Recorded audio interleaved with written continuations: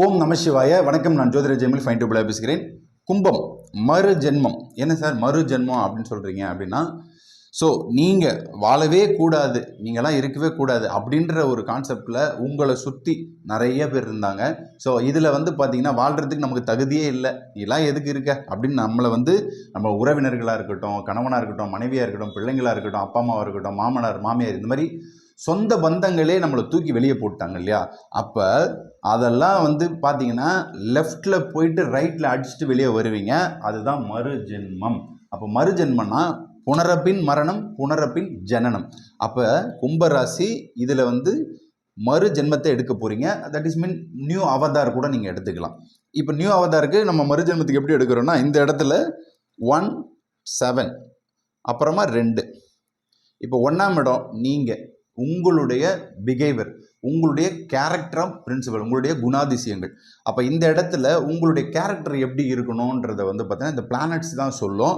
நமக்கு வந்து ஒருத்தவங்க அவமானப்படுத்துகிறான் அப்படின்னா இந்த 6 8 12 7.5 சனி காலம் இது வந்து எல்லாருக்குமே வந்து பார்த்தீங்கன்னா சரி சமநிலையில் தான் சொல்லும்.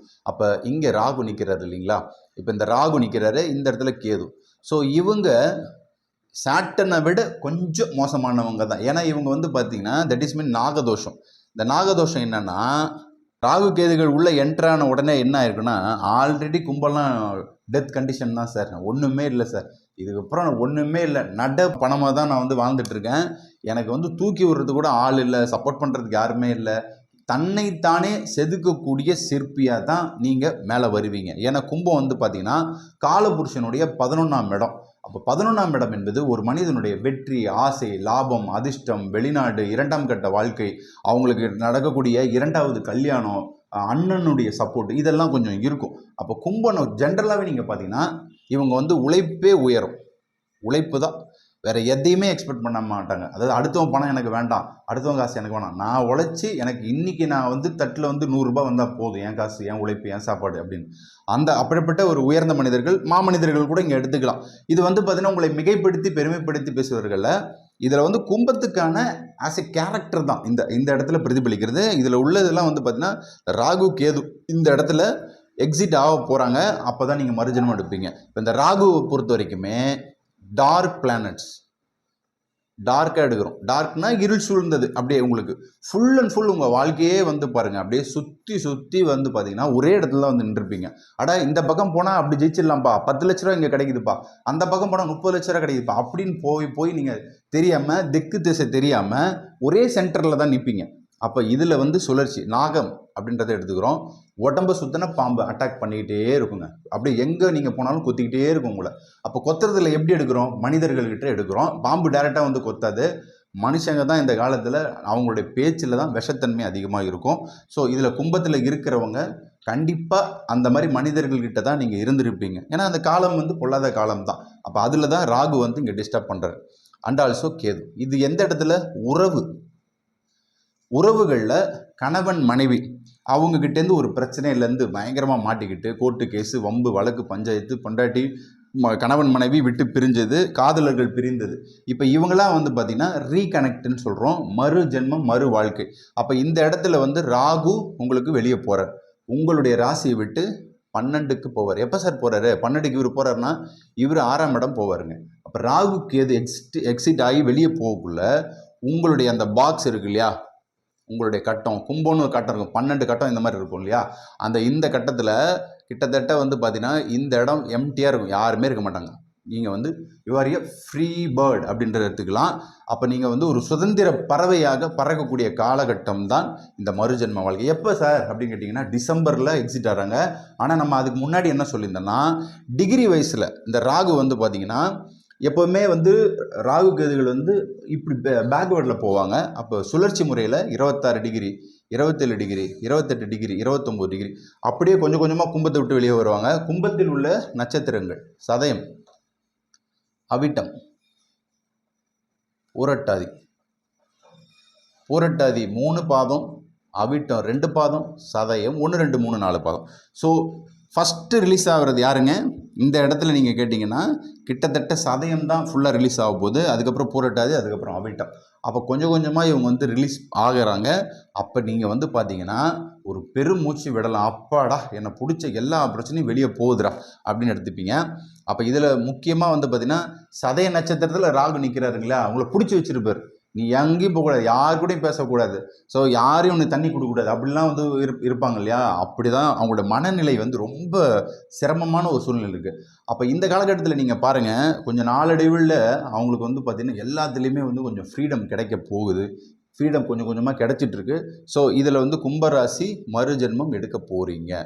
ஸோ இதுதான் வந்து இவங்களுக்கான கான்செப்ட்டு. இதில் எதுலேருந்து பிரச்சனைகள் வந்து சாட்டன் கொஞ்சம் ஹெல்ப் பண்ணுவாரா சார் அப்படின்னு கேட்டிங்கன்னா, கண்டிப்பாக சாட்டன் கொஞ்சம் ஹெல்ப் பண்ணுவார். இந்த 2ஆம் இடம் சொன்னோம் இல்லையா, 2ல் சனி வக்ரம், இவர் குரு பார்க்குறார்.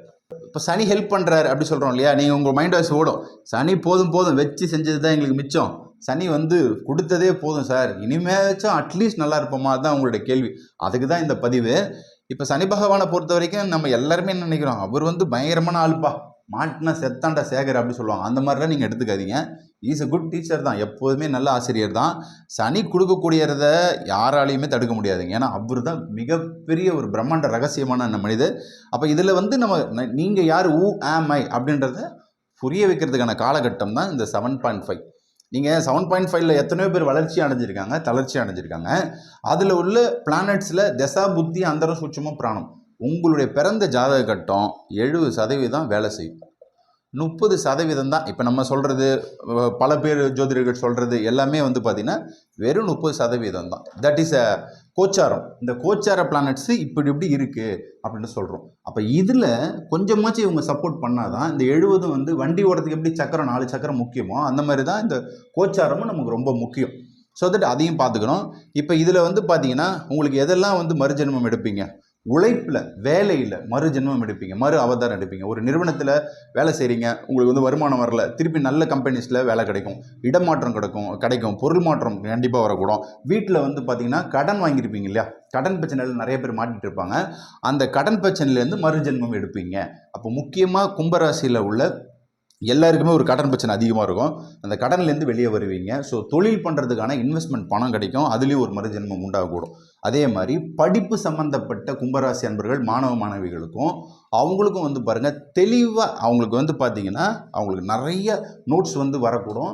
அவங்க அடுத்த கட்டம் இப்போ 11th 12th படிக்கிறவங்களாம் நீட்டுக்கு போவாங்க, அதுக்கப்புறம் இன்ஜினியரிங் போவாங்க, ஆர்ட்ஸ் அண்ட் சயின்ஸ் படிப்பாங்க. ஸோ அவங்களும் வந்து பாருங்கள் ப்ராட் மைண்ட் அவங்களுக்கு வந்து வரக்கூடும். அப்போ ப்ராட் மைண்டு வருதுன்னா என்னங்க, நீங்கள் மறுபடியும் உங்களுடைய ரெஃப்ரெஷ் பண்ணிக்கிறீங்க உங்கள் மூளையை. அப்போ மறுஜென்மம் கும்பராசி மாணவ மாணவிகளுக்கும் உண்டு. முக்கியமாக வந்து பார்த்திங்கன்னா நிறைய பேர் பணம் இல்லாமல் கஷ்டப்படுறாங்க, திடீர் அதிர்ஷ்டம் கிடைக்குமா அப்படின்னா வெளிநாட்டில் தான் உங்களுடைய திடீர் அதிர்ஷ்டம் இருக்கும். இப்போ வெளிநாட்டுக்கு வேலைக்கு முயற்சி பண்ணக்கூடிய சதயம் அவிட்டம் பூரட்டாதி இருக்கீங்கன்னா கண்டிப்பாக வெளிநாட்டில் ஒரு கம்பெனிலேருந்து இன்னொரு கம்பெனிக்கு முயற்சி பண்ணுங்கள். இடமாற்றம் உங்களுக்கு அதுலேயே வந்து ஒரு மறுஜென்மம் மறுசுழற்சி உங்களுக்கு வந்து வரக்கூடும். அதே மாதிரி குறிப்பாக வந்து பார்த்திங்கன்னா இதில் நிறைய பேருக்கு வீடு கட்ட முடியல சார், வீடு அப்படியே நிற்கிது எங்களுக்கு அப்படின்னா இந்த டைமில் இந்த மறுஜென்மத்தில் இந்த வீடு கட்டுறதுக்கான இந்த பிளானட்ஸோட மூவிங் உங்களுக்கு போகக்குள்ள, நான் சொன்ன மாதிரி இந்த பாக்ஸ் எம்டி ஆகக்குள்ள நிச்சயம் உங்களுக்கு வந்து மாற்றங்கள் உண்டு, மறுஜென்மம் நிச்சயமாக உண்டு. இதுக்கு நமக்கு வந்து இப்போ இருக்கிறது ஒரு பயம் இருக்கு இல்லையா கும்பராசிக்கு, அந்த பயத்தை போகிறதுக்கு ஒரே ஒரு காட் தான். அப்போ வாராகி அம்மனை நீங்கள் வந்து கும்பிடக்குள்ள ஒரு புதிய வாழ்க்கை, புதிய பரிணாம வளர்ச்சியோடு போவீங்க. ஓம் ஷாமலாய வித்மிகே ஹலஹஸ்தாய தீமிகி தன்னோ வாராகி பிரச்சோதய, இதுதான் அவங்களுடைய காயத்ரி மந்திரம். மனபயம், திருட்டு, நோய், கடன் பிரச்சனை, பஞ்சாயத்து, அதாவது குடும்பத்தில் கணவன் மனைவி அடிச்சுக்கிட்டே இருக்காங்க, குடும்பத்தில் குலதெய்வத்தோட உங்களுக்கு வந்து அனுகிரகம் இல்லை அப்படின்னா இந்த வாராகியை பிடிக்க இறுக பற்றி கொண்டால் இறைவனை அடையலாம். ஸோ கும்பம் மறுபடியும் உங்களுடைய வாழ்க்கையில் ரீஸ்டார்ட் பண்ணுவீங்க. ஸோ அந்த ரீஸ்டார்ட் வந்து பார்த்தீங்கன்னா வானமே எல்லை அப்படின்ற அளவுக்கு தான் இந்த மறுஜென்மம் வந்து இருக்கக்கூடும். நிச்சயம் நவகிரக பூஜை, நவகிரக வழிபாடை செய்யுங்க. ஏன்னா நவகிரகம் பஞ்சபூதங்கள் நம்ம கூடயே ட்ராவல் பண்ணிட்டுருங்க, wherever you go they are following you. So நிச்சயம் நன்றாக இருப்பீர்கள். முடிஞ்ச அளவுக்கு ராகு கேதுகள் முடியக்குள்ள நிறைய பேருக்கு தான தர்மங்கள் பண்ணிட்டே ஆகும். 10 ரூபா டைகர் பிஸ்கெட்டோ மேரிகோல்டோ அல்லது ஒரு புளி சாதமோ தயிர் சாதமோ வாட்டவர் என்ன கிடைக்குதோ உங்கள் கையில் தானம் பண்ணுங்கள், தர்மம் பண்ணுங்கள். தர்மம் வெல்லும், கர்மம் விலகும். வெற்றி பெற வாழ்த்துக்கள். நன்றி, வணக்கம்.